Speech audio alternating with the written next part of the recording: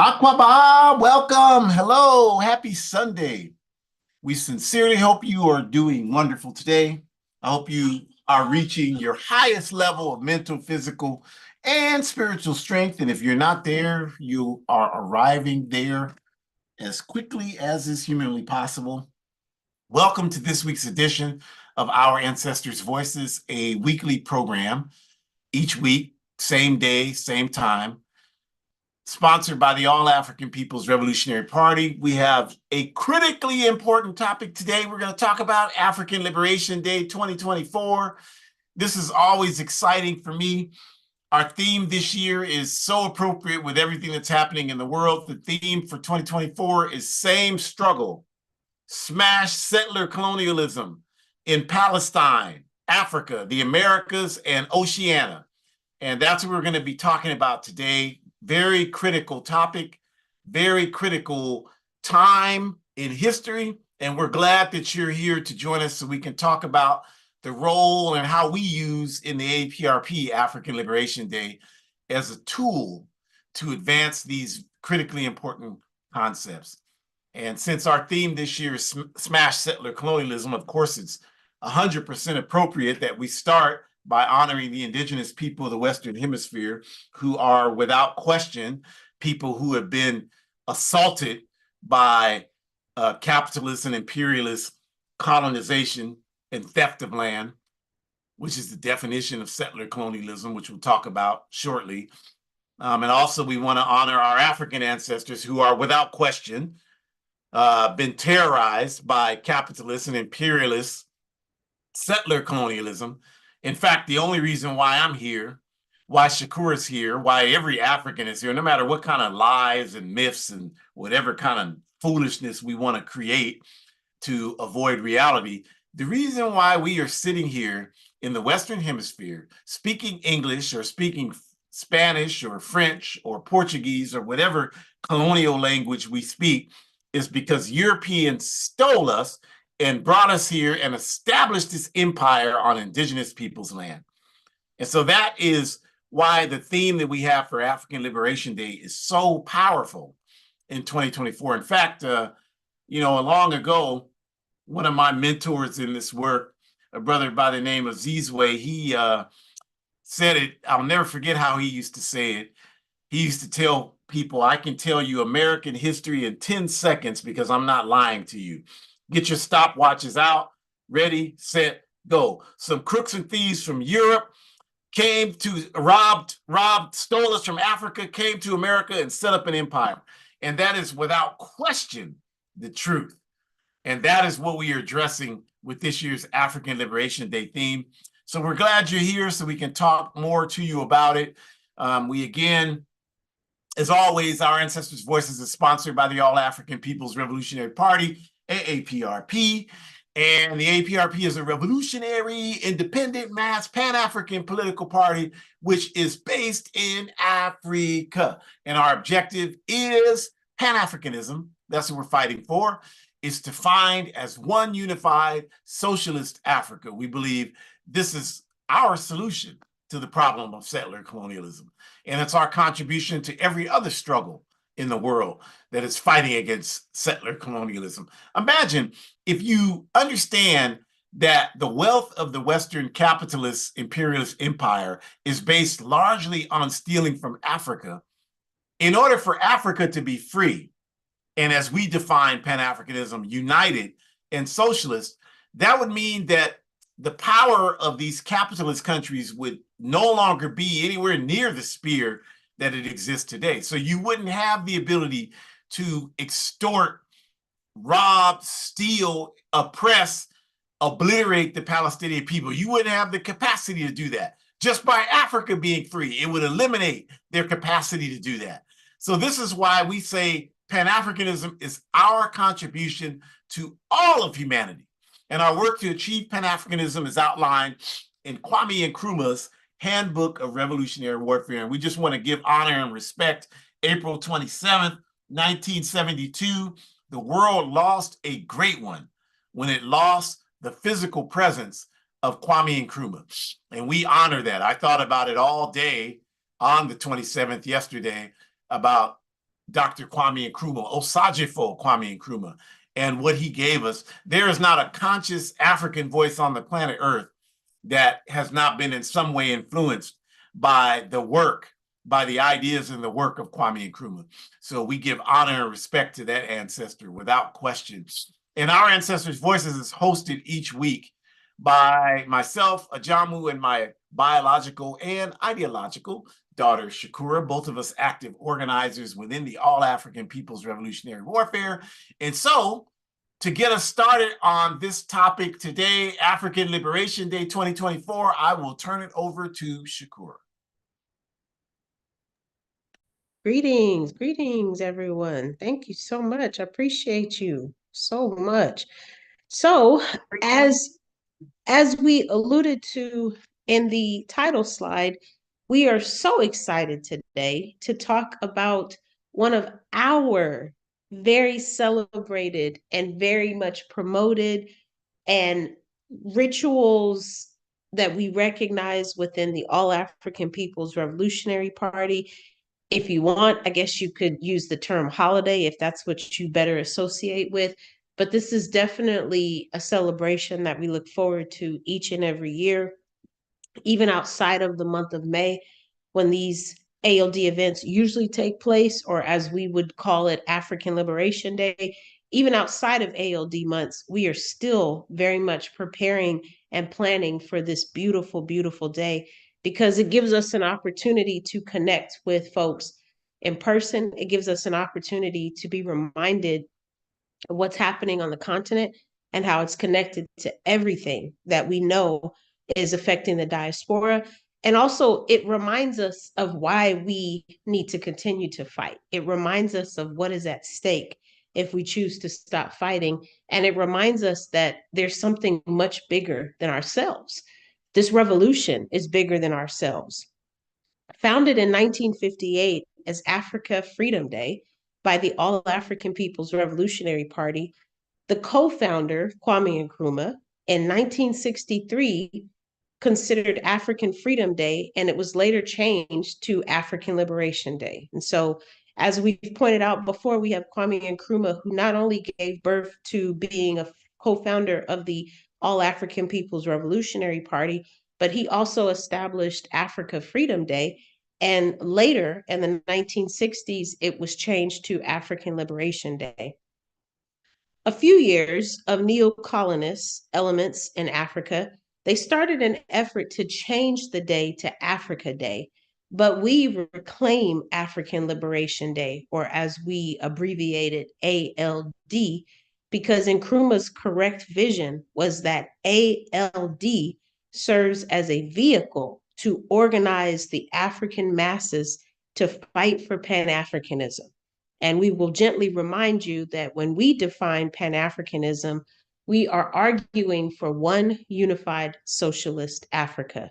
So we believe in the principles of socialism. We understand how much they would benefit our motherland greatly. And we also understand how much socialism operating on the African continent would impact Africans everywhere, even those that are outside of the African continent. Because as Nkrumah also said, any African anywhere belongs to the African nation. So even if you were born outside of the African continent, you are still an African, which means you should still be celebrating. You should still be commemorating. You should still be promoting African Liberation Day. If you don't know what that is, you should research it. If you are in fact African, you should research it, because that's a day that you should be celebrating. That's the day you should be acknowledging that all of our struggles are really not that different, especially when we look at the struggles of Africans on the continent compared to Africans in the diaspora, or this beautiful, beautiful theme of this year, helping us understand that the struggles of African people are similar to those of Palestinians, are similar to those of indigenous folks, and so on and so forth throughout the world. And so African Liberation Day, for me, especially as a young member, as a child, I grew up in the Young Pioneers Institute, which is a component of the All African People's Revolutionary Party, or what I would call YPI, Young Pioneers Institute, but I was upheld and I was brought up being at ALD every single year since I was in my mother's womb. And even when I was walking in a stroller, I remember going to that event every single year like clockwork. I remember getting excited. We wear white as a sign of unity. I remember ironing my whites the morning of. I remember, trying to figure out what kind of hip I wanted to wear that day. I remember that in Sacramento, we would have a march and we'd be able to march in the streets as a way of expressing ourselves. Sometimes Africans who weren't even at African Liberation Day, maybe because they didn't realize that this event was taking place, would see us marching in the streets and they would clap and cheer for us. And if they didn't have any obligations, they would join us with the march. And we would start from one point and end at McClatchy Park, which was where the event was then later to be held for the remainder of the day. There was entertainment, there was food, there was live music entertainment, as well as some edutainment to help you think and to be more critical about things. And more importantly, we had comrades who were from different organizations who would come and would speak on behalf of their organization while still tying in how their struggle is connected to our struggle. And that was the whole intention of us having comrades like members of the American Indian movement, members of the Palestinian Liberation Organization. We intentionally would invite these comrades to come out because we wanted people to hear about the struggles that they had as Indigenous people, the struggles that they had as Palestinians. And then they were having us talk about the struggles that we had as Africans so that we could really kind of make those connections. For years, this has been happening. And that's the beautiful thing about the All African People's Revolutionary Party is we're not just now talking about the struggles of Indigenous people. We're not just now talking about the struggles of Palestinians, especially since October of last year. This has been going on since before I was born. So at least for plus 40 years, 40 years plus, this has been happening where these kind of conversations have been taking place. And sure, we had to raise our political education. We didn't know as much as we know now as we did then. And that's why political education is so important. That's why being in a structure such as work study is so important, because we had to read more to learn and grow. We had to read more to ascertain that information. We had to connect those dots and have those discussions.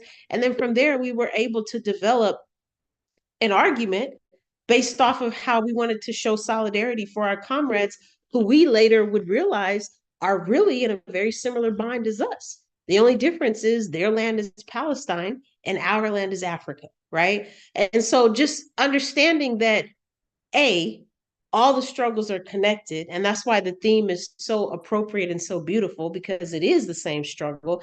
And B, also understanding that there has never been a ritual that I can think of that is celebrated in the US that has promoted the fact that oppression is a terrible, terrible system and needs to be terminated. Every single ritual that I can think of, every single routine that I can think of, or as you might call it, every single holiday has a direct connection to capitalism. It has a direct connection to profiting and making money, and not even existing for the purpose of advancing humanity or changing conditions of humanity to make them better.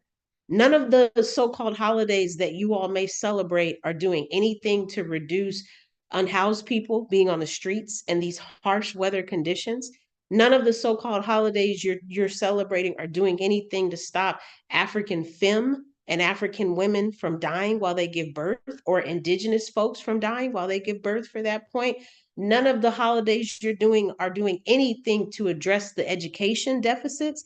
They're doing nothing to address the health disparities that are existing. The fact that Africans are more likely to develop higher, more intensive and aggressive rates of cancer and die faster. None of these holidays are doing anything to care about the fact that poverty, poor people are more likely to be unhealthier and die sooner. None of those holidays are doing anything about that. You know why? Because it's more important to make money and to profit, even if the person you're profiting off of is literally dying. That's why morticians and funeral homes are doing so well, because you will always have death in this world. And how crooked is it for you to charge someone so much money when they're literally mourning the loss of a loved one? But that's the reality, folks.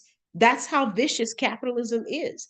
It does not have to care about inhumane it is, because that was never the intention. The intention was always to profit and to continue profiting and to continue making money. And so if you want to hold on to your humanitarianism, or if you want to revitalize it, because maybe you've forgotten how to be humane, coming to events like African Liberation Day can help with that. Increasing your political education can help with that.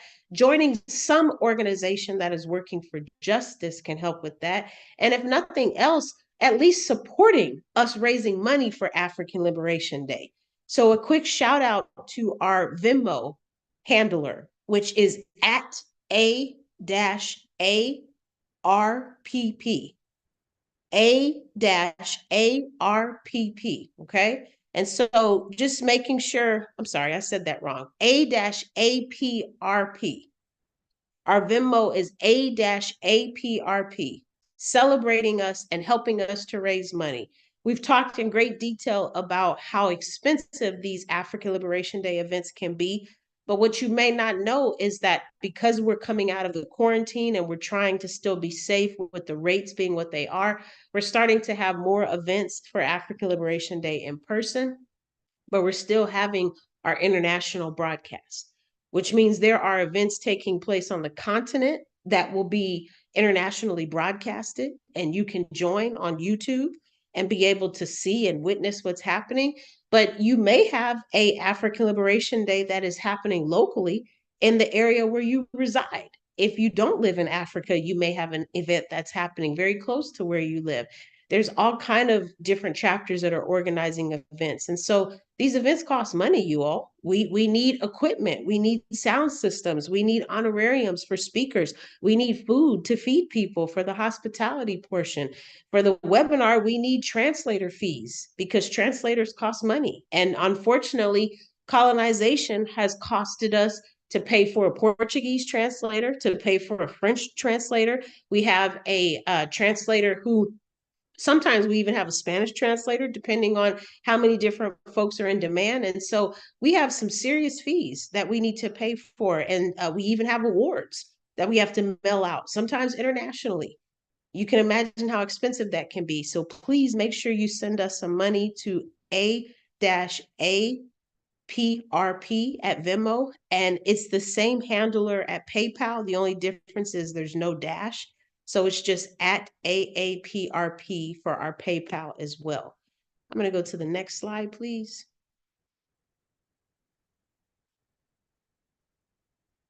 So we've talked about the background of African Liberation Day, how it came to be about.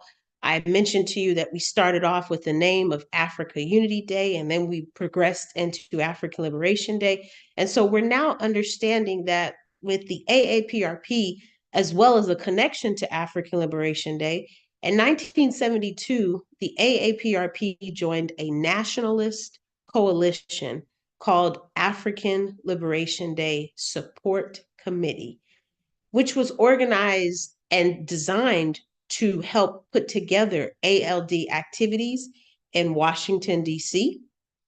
from 1972 through 1975. Now, before the All African People's Revolutionary Party broke with the coalition due to their unwillingness, and this is key, they broke apart from them because the coalition was not interested in building a focus on Africa or including a class analysis while focusing on Africa, and other liberation struggles, such as the indigenous people, the Palestinians. And I think that's really important to mention. And so, as we pointed out, we were working with the coalition and we were doing some solid work from 72 to 75, but we decided this is not in the best interest of the AAPRP because we need to focus on Africa with a class analysis. That is always going to be so important. We have to understand how capitalism and imperialism play in to us being in the conditions that we're in. Every single moment that I get, I talk to people about the circumstances in the world and how things are, especially for people that are not as socially advantaged, if you will, to benefit from different things, whether it's economics or whether it's education, or it might even be having access to transportation. As we call it in the public health world, some people suffer from social determinants of health because they literally just live in a world where their health is already being determined depending on their gender, depending on their race, depending on their class status. They're more likely to be unhealthy, right? And so having a class analysis, to me, and if you're trying to understand the world that we live in, which is very much based on class, is just as important as having a steering wheel if you're trying to operate a motor vehicle. That there's no way that you cannot be able to steer the vehicle without that. And having a class analysis allows you to understand just how people are projected in this world, just how people are perceived in this world. And usually it's based on the amount of income they have access to. Usually it's based on how consistent their income is. It might even be based on how much income they have and what they can do with that income. Can they use it to profit organizations that are privately owned and funded? Can they use it to manage organizations that are privately owned and funded? Like, this is where that comes from. And this is also why, for people that have access to income, they're more likely to be treated better. You've seen that, right? You've seen that taking place in circumstances. You've seen people who are quote unquote dressed nicely. They're more likely to have the doors held open for them. People who are more polished and together, they're more likely to drive nicer cars, and people are more likely to do things for them because of that. All of this BS is based on how you are perceiving the fact that this person has money, and you're basically trying to be opportunistic to see how you can get your hands on some of that. However, you can get in with the in crowd, that's what you're trying to do, because that's what capitalism teaches you to do. It doesn't teach you to celebrate the fact that we can use collectivism to try to figure out how that money can be more equitable and accessible to everyone. It doesn't even remind you that you have a responsibility to contribute in the same way so that you too can bring income into that pot that we all can collectively benefit from. None of those thoughts cross your mind if you're not practicing collectivism, which is driven by humanitarianism. The only thoughts that cross your mind if you're using capitalism as your driving force is to be individualistic, to only think about yourself, and to be selfish in terms of thinking about how you can benefit from something, all the while not understanding how the rest of the world still needs to benefit too.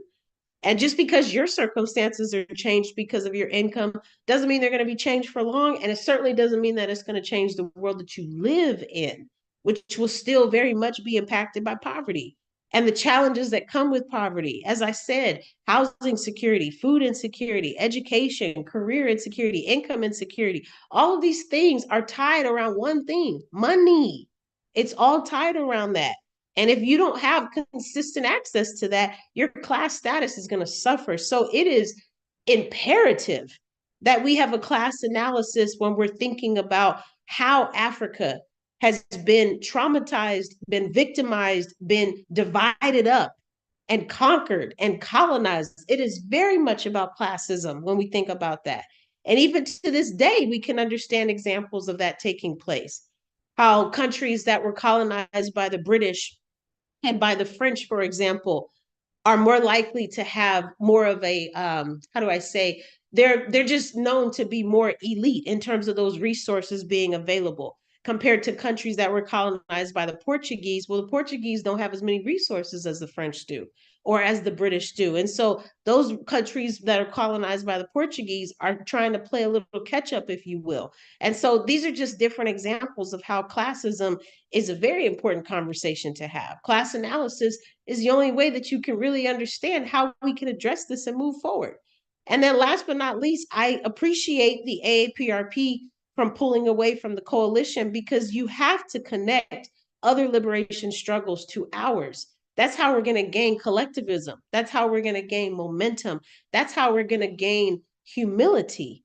If we understand that it's not just about us, if we understand that this same messed up situation happened to them folks over there, it happened to those folks over there, it happened to us. The only difference is their land got taken from them and we got taken from our land. That's the basic difference, other than that. And so, yes, we should work together with the indigenous people. Yes, we should work together with the Palestinian people. We'd have to be out of our minds not to, because they have a similar fight. They have motivation to fight. They want to get their land back. Isn't that what we want? We want our land back too. They don't have control of their resources. We don't have control of our resources. Why would you pass up an opportunity to join forces with someone who you clearly know is having the same motivation as you, is interested in the same outcome as you? And that's the beauty. They want us to get Africa back just like we want them to get occupied Palestine. They're not just in it so that they can use us. They're in it so that we can benefit, and we're in it so that they can benefit. That is how the world is going to change. And so, as I prepare to close, I'll just state this as well. In 1976, the AAPRP organized African Liberation Day on its own in DC, with 40,000 supporting our revolutionary nation. We had a class and a gender platform. And so we had 40,000 people who showed up in 1976 at our very first ALD, separate from the coalition.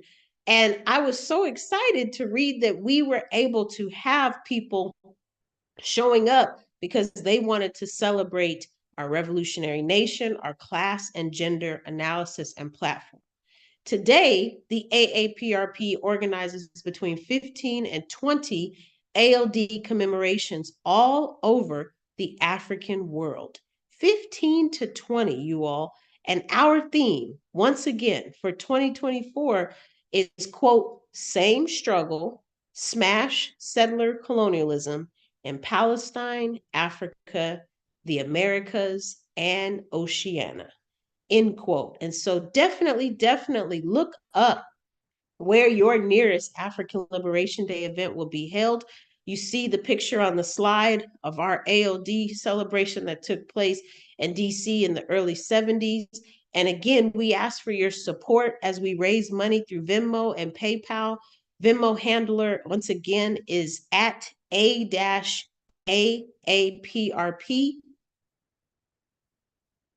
A-APRP, and our PayPal is at AAPRP. Once again, the PayPal is at AAPRP. We thank you all so much. As I pointed out, ALD is a beautiful celebration, but it costs a lot of money. And so we thank you for any donations you can give, and I will pass it back over to Comrade Ajamu. Ashe. Ashe, obrigada, Madasi, Asante Sana. Thank you very much, Shakura. And just talking about why African liberation is so very critical, right? Why it's so important, right? The capitalist system, it builds and maintains its power through its ability to control the narrative, right? Malcolm X talked about how after World War II, or during World War II, the capitalist media propaganda mechanism had everybody in the world hating Germany, Nazi Germany, and loving the Soviet Union, because the Soviet Union had signed a cooperation agreement with the US to take out Nazi Germany, right? That's the history. So Malcolm talked about that. Had everybody hating Nazi Germany during the war and loving the Soviet Union. After World War II concluded and the US embarked upon the Marshall Plan to rebuild Western Europe, Germany now became a friend of the US, as it still continues to be to this day. And so Malcolm talked about after the war, the capitalist propaganda mechanism had everybody in the world loving Germany and hating the Soviet Union, because now the US was engaged in this Cold War against the Soviet Union.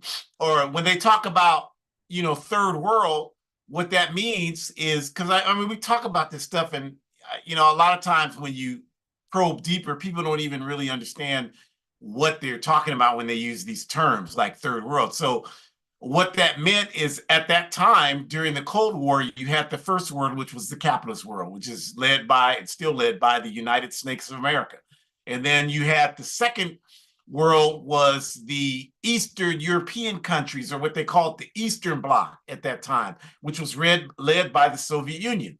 And the so-called Third World, as termed by Mao Zedong at the 1955 Bandung Conference, was supposed to represent the colonized people of the world, realizing our power and that we're not a part of the first or the second world.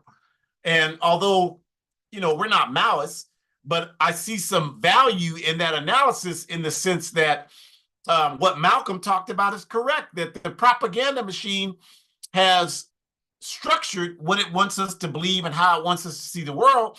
And we should always see the world from our interests and our perspective, not just as selfish human beings.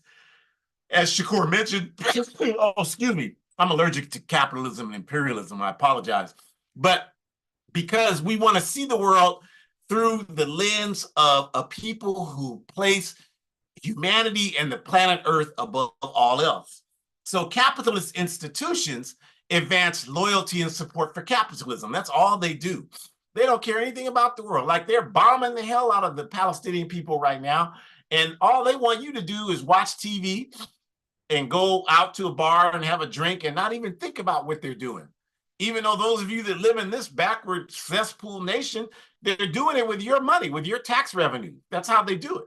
But they don't want you to think about that because they don't care about that. And they don't want you to care about it. So they, in order to ensure it, because most of us here in this country follow their agenda. We don't care about those things, or we say we care about, but we do nothing to address it. So that means you don't care, no matter what's coming out of your mouth.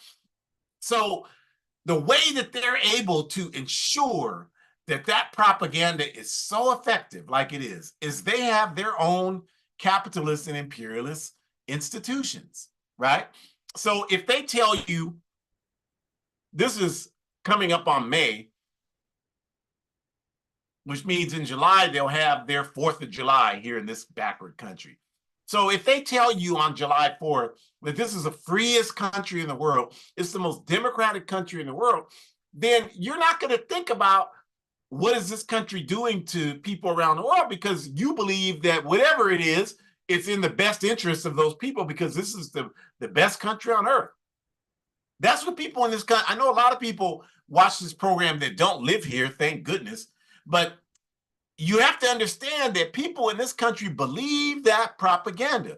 They actually believe that this is the best country on earth, even though when you break down into categories, there's nothing that this country is best at. It's among the it's among the worst countries in the world as it relates to healthcare.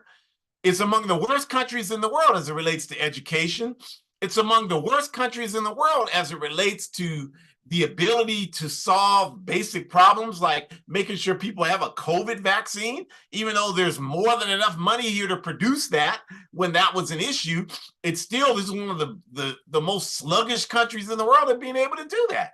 The only thing that this country is best in the world at is killing people, people owning weapons of destruction to kill people, the amount of money people spend on alcohol and drugs to numb their pain at the day-to-day dehumanization they experience under this backward, decadent system. These are the only things that this country is number one at. But yet they want to tell you that, well, it's the freest, most democratic country in the world, and the U.S. military fought for your, like I had a guy 2 days ago, I don't know, 3 days ago, something. He's telling me, well, I don't agree with your perspective, but I fought for your right to have them. I'm like, you didn't fight for nothing for me. Who told you that lie? And he just looked at me because they're not used to someone challenging that, propaganda is never challenged. So he probably never heard that before. I'm like, you didn't fight for a damn thing for me. Don't overrate yourself. Don't overestimate yourself. You did nothing for me. I said, the people that did everything, the fact that I can say what I'm saying right now is because of my own people who got their heads busted in for my right to have the opportunity to even live where I wanted to live, where I could afford to live, to go to school, to work where I wanted to work. All that was because of my people in this civil rights movement, in this backward, decadent society that still to this day refuses to recognize what it does to us on a daily basis. So I told him, so how the hell, I don't know who the hell told you that you going over to Iraq or Afghanistan. I'm with them. I'm with the Iraqis. I'm on their side. I'm with the Afghani people. I'm on their side. I'm with the Vietnamese people. I'm on their side. I wish they would have kicked your ass when you went to those countries because you had no right to go there. And he looked at me and he's like, oh my God. I'm like, yeah, you goddamn right. You had no right to go there. And if they would have killed you, they would have been within their right. If somebody come in your house, that's the attitude you would have. So I don't know what got into your head that filled it with this. I do know what got in there. But my point is that this is what they want people here to believe. And they're very successful at propagating this nonsense. And they do that through their institutions. That's why every sporting event here, whether it's the National Basketball Association, the National Football League, U.S. football, Major League Baseball, National Hockey League, tennis, crochet, even cornhole tournaments, they start with that backward-ass anthem and that worthless toilet paper flag that they call a U.S. flag, and they want to shove all that down your damn throat. And these major sports organizations like the NBA, in the Major League Baseball, the NFL, the U.S. military pays them millions of dollars for this display of reactionary patriotism every year. That's why all this happened. People gotta start thinking, like, what the hell does a national anthem have to do with a basketball game? You all know nobody here cares about that stuff. You don't even pay attention. If you go now, when I go to the games, I don't stand up and salute that stuff. I don't salute America. America doesn't salute me. Why should I salute it? So I don't do that. But the people who are there, if you go to sporting events, and I do go occasionally, they're not even like they're at the beer thing trying to buy their beer. They're talking about their weekend. Like it's not even real. It's not even serious. But they have their institutions that keep presenting this propaganda so that people don't even think about it deep enough to challenge it. So we have to have institutions, and African Liberation Day is one of our institutions to challenge their backward institutions with positive revolutionary principles, ideas, and action. So when we say the theme for 2024 is smash settler colonialism in Palestine, the Africa, the Americas, and Oceania, what we're trying to put into place, you all, is a conscious raising mechanism to help people understand, first, what is settler colonialism? It's these Europeans coming to all these countries around the world, dominating the people who are already there and setting up an empire there. That's what settler colonialism is. That's what's happening today in occupied Palestine. That's what's happening in Oceania, what they call South Africa. That's what's happening in Zimbabwe. That's what's happening here all throughout the Americas, from Canada all the way down to Chile, is settler colonialism, where these Europeans have come in and they've set up an empire. And I know, our school systems have failed us, so people don't know what we mean when we say Oceania, so we have to define it. Oceania is a collection of 14 countries that exist between Asia and the Americas. Countries you know of, like Fiji, right? Like all of those countries out of that region. Australia.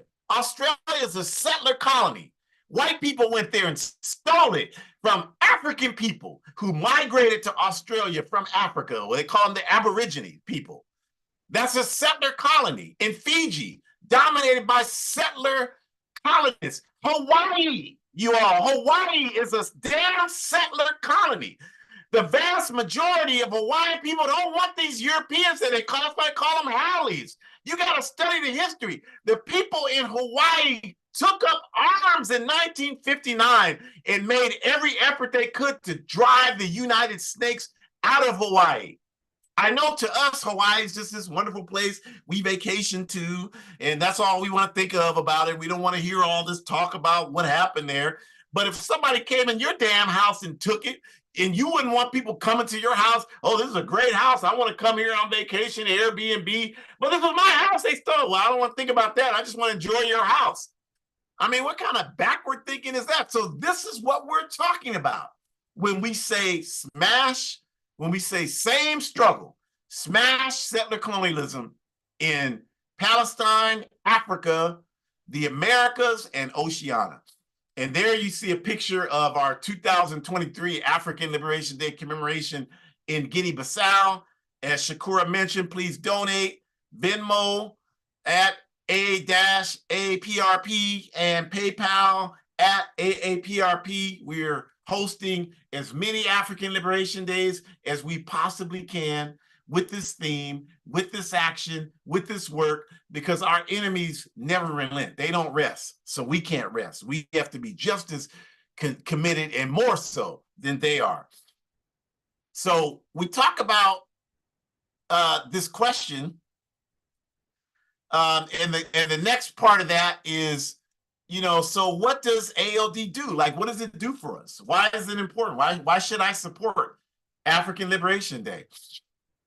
And you see the comrades there at one of the, I think this was the last African Liberation Day we had, 2019, before the pandemic, here in Oakland, California. You see the comrades there who organized that event, and I'm in that picture in the back with my fist in the air. But with the question and the answer, what does ALD do? What does it do for us? So when we have multiple African Liberation Day commemorations on 3 continents in the Caribbean, and that's just the AAPRP alone, there are many other formations that have African Liberation Day that we wholeheartedly support. Even if they don't use our theme, we still support because we understand the importance of the institution. What that does, and that's why we gave you the history since 1958, is our consistency. Shakur talked about growing up, all the work that we did every year growing up in African Liberation Day. It was a part of her life. Like Christmas is a part of many of your lives. African Liberation Day was a part of her life, right? Like Thanksgiving is a part of many of your lives. African Liberation Day was a part of her life. We didn't allow her to celebrate. Her mother and I divorced when Shakura was 4 years old, but there was some things that we understood and agreed to in 1993 and 94, and that was that our daughter's interests and consciousness and mental and physical and spiritual health was more important than whatever happened in our personal relationship with one another. And so we remain committed to those principles. We still, to this day, remain committed to those principles.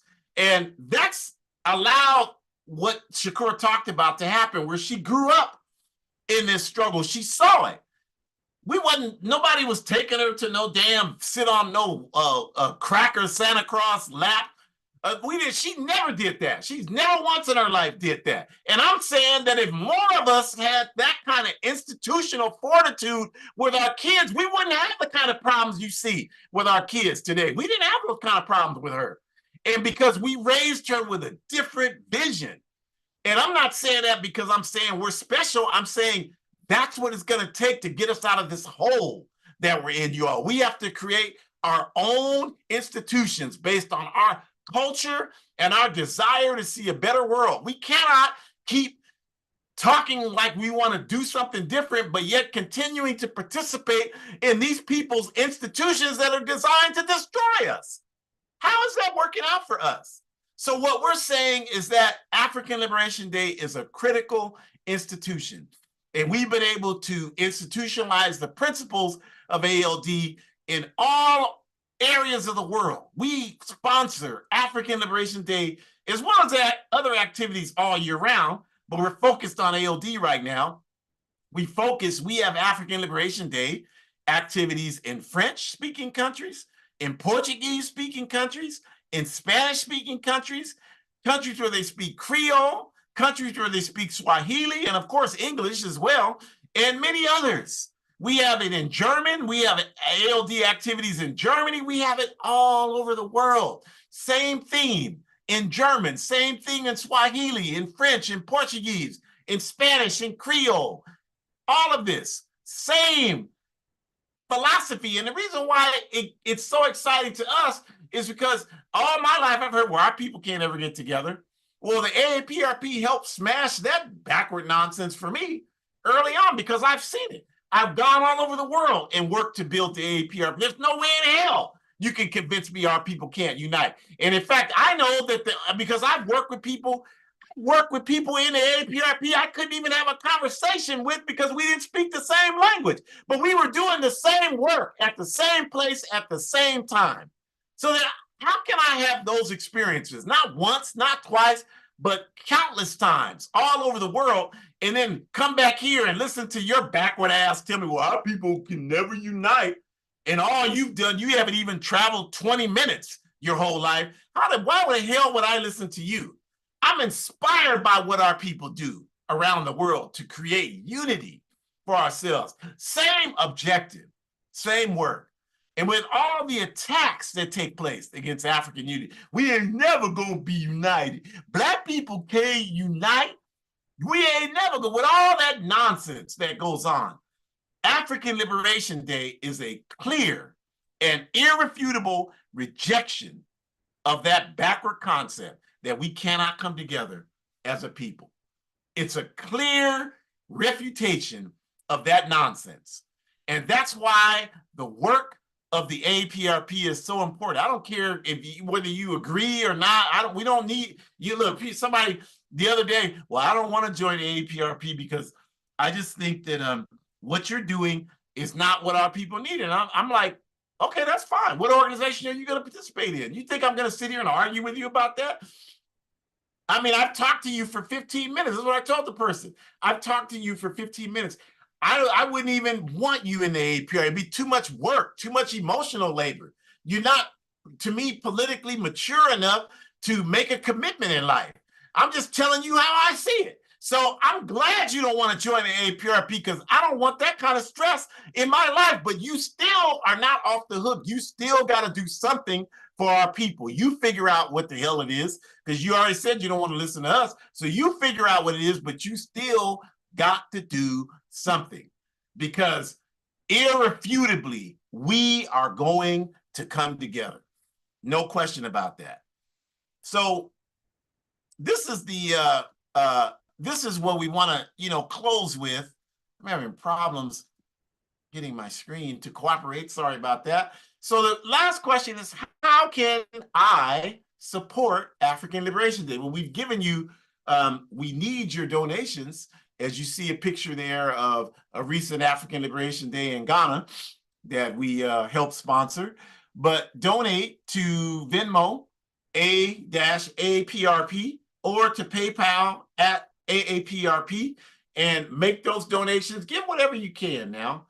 If all you can give is a handful of change, then give that. We respect and appreciate your contribution.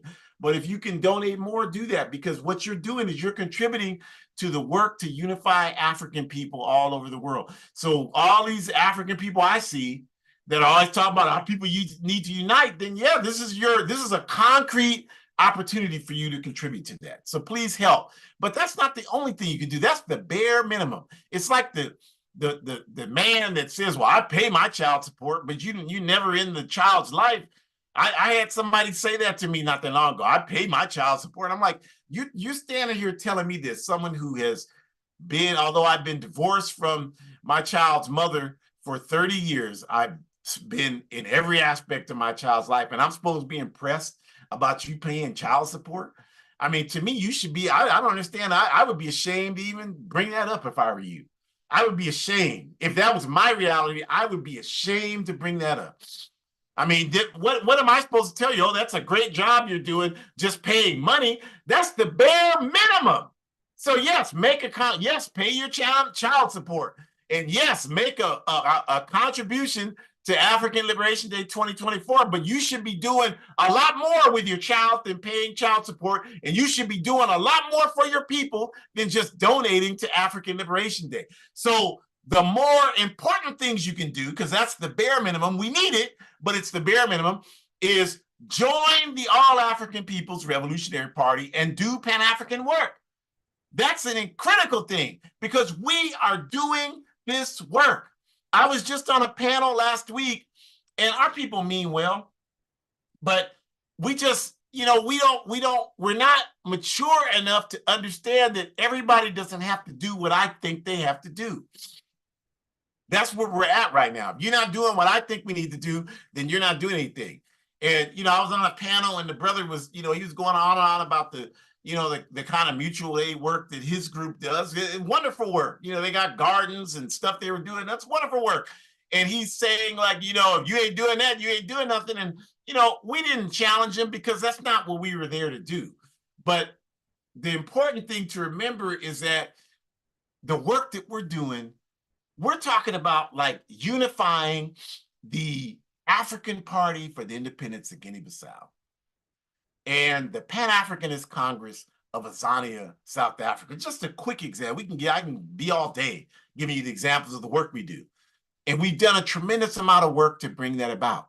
We have people in the APRP and in the PAC, people in the APRP and in the African Party for the Independence of Guinea-Bissau. I'm one of them because of the work that I've done in the party and with the PAIGC. I'm one of the people that has membership in both political formations. The PAIGC won national elections in Guinea-Bissau. Imagine what we could do, you all, with the work to unify our people if we had state power around the world.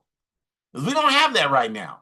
And we're not going to get that by creating gardens. I'm not talking against creating gardens, but don't sit there and demean the work that we're doing when we're creating a pathway for us to have state power around the world to bring about African unity, where we can not only have some gardens on 1 or 2 acres, we can have millions of acres of food being grown to feed our people. That's what we're aiming at. And if you don't understand that, that's fine. We're happy to explain it to you. But this is what the work is of the APRP. That's what we are talking about when we say Pan-Africanism. And you won't know that just by reading an article or half-ass attending 1 or 2 work study meetings. You got to commit yourself to this work to understand the work. So join the APRP and do Pan-African work. That's one thing. Come to African Liberation Day. And we have a website, africanliberationday.net. It'll tell you where all the African Liberation Days we know about are taking place. Whether they're sponsored by us or by some other organization is immaterial to us. Some of the ALDs that we have listed on there are by organizations that have done nothing but criticize us. We don't give a damn because we know that organization is the key right now. So go there and go to the nearest one. Make it a trip for you. Plan your family to go to African. What is wrong with that? That's what we need, you all. Go there and find the commemoration nearest to you and wear white because we want to symbolize unity. And don't bring all that backward nonsense to us. Well, I don't want to wear white. Why don't we wear black? You don't study your culture and your history. In Africa, if you go to Africa, many of us have been many times, so we know that in Africa, white is the color for commemorations, for celebrations, for when people make their physical transition, everybody wears white. And this was the case for thousands of years, long before we knew what a European was, for the most part. So it has nothing to do with your limited understanding of white versus black and colorism and race and all that nonsense that was created by capitalism, okay? So wear white as a show of unity because we are advancing African culture because that, friends, enemies, is who we are, right? And then donate to the APRP to support African Liberation Day, or you can donate to those sources, Venmo, PayPal, just support the general work that we do year round. And if you want to know what that work is, if you're like, well, I don't know what y'all doing, just come hang out with me for a couple of days and you'll see it. Okay, just come hang out and you'll see it. If you don't think we're doing anything, we can show you the work that we do. And we do it proud. I'm trying to figure out how I can do more. I'm trying to figure out how I can get to my retirement as quickly as possible. I mean, I have a great job. I work at a labor union. I do that work, but I cannot wait to get to the point where I can do this Pan-African work full time. Because when you have a job, 40 hours a week, sometimes more, it takes away from your capacity.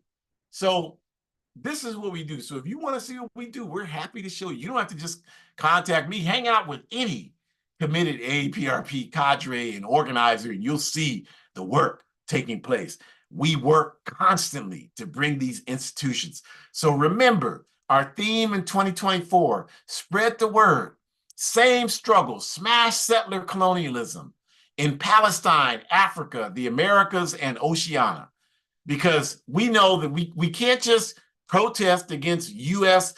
budgetary spending in Israel. That's great. That's great to do that. But this struggle has so many dimensions, and we've got to understand all of those dimensions so that we can put ourselves in a position to win. So when you go to those protests, make sure you make the connection. This is consistent with what African people are doing who are fighting for Pan-Africanism. This protest in support of Palestinian people is consistent with what people are doing to talk about the necessity to liberate the Americas from colonialism and settler colonialism. This is all the same struggle. That's how we see it. So that's why we talk about it the way we do. And if you don't take anything else from this, please recognize that African Liberation Day is our voice. And as many of us participate in that voice, the louder it will be, the more people will hear it, and that will just push us farther along in the correct direction towards our Shimarenga, our freedom. So we thank you so much for joining us today.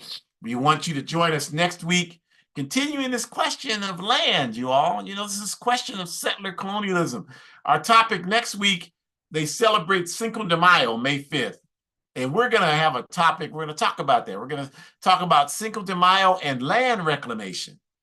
You know, Cinco de Mayo is not just a day for you to get drunk and wear a Mexican sombrero. It's about this land was stolen from the indigenous people. People call themselves Chicanos, whatever identity they choose, that's their decision.